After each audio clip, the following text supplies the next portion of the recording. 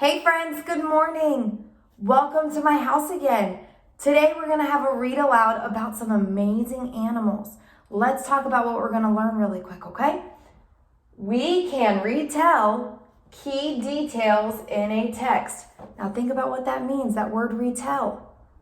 Retell means to tell again. We're going to tell those important parts again so that we can become better readers. You guys know that, so that we could talk about our text and talk about our books to people that ask us questions, saying, what are you reading about? And now you'll be able to tell them.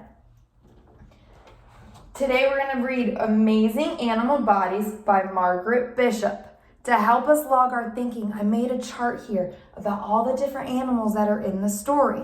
So I'm going to be going back and forth. And as we read, I'll stop and give you time to think. And if you're watching this video with one of your parents or a brother or sister or whoever's with you at home, go ahead and talk to them while we're reading the story. I'll stop and let you guys talk, okay? Or you can pause the video if I didn't give you enough time, okay? All right, so, Amazing Animal Bodies by Margaret Bishop. I wonder what they're going to say about those amazing animal bodies. This scientist studies animals. He finds out how their bodies help them to stay alive. Find out what he learns. I didn't know that their bodies help them stay alive. Looks like we're going to be learning some things. Whales live in cold water. They have thick layers of fat to help them keep warm. Why would they need that in cold water? So, amazing animal bodies. Let me go to my animal, whales. What's important on this page? Well, I might think that it's really important to have those thick layers of fat to keep them warm in that cold water. It'd be like their own personal jacket. So I'm going to write thick layers of fat to help them keep warm.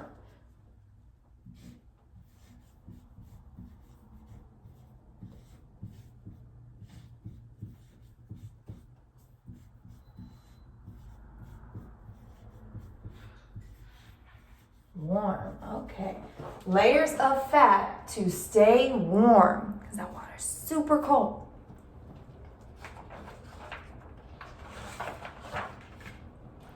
Snowshoe hares have brown fur in the summer. During the snowy winter, the fur turns white. This makes it hard for their enemies to see them.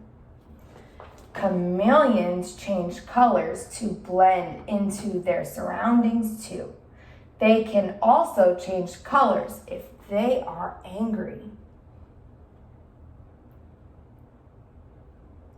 Those animals have some interesting bodies. And they kind of do the same thing. Go ahead, think for a second, what do those animals do to help them stay alive? That's right, they're able to change colors.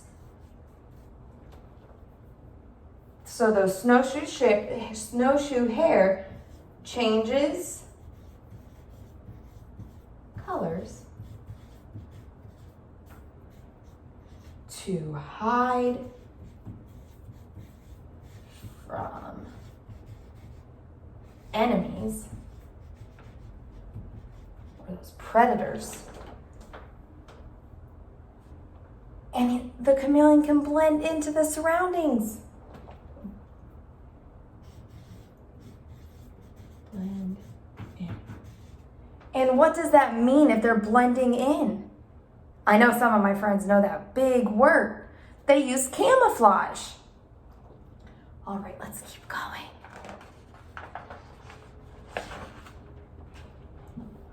Anteaters have long snouts to help them eat. They use their long snouts to reach into the ground and catch ants. Look at their snout. That's a snout. It's like a really long, it's where their mouth is. And what do they use that for? Yeah, they use it to catch food.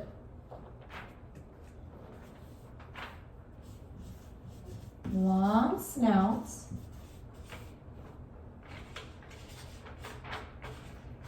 to eat food.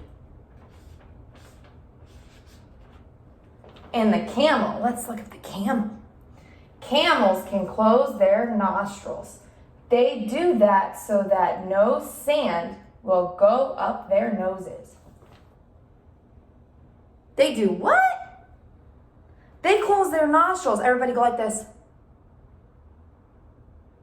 So that's what a camel can do, but they don't have to hold it with their fingers because they don't have that. They don't have hands.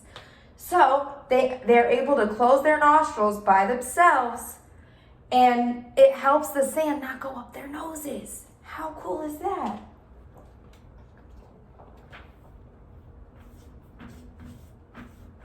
Close. I'm going to move this up. Close nostrils.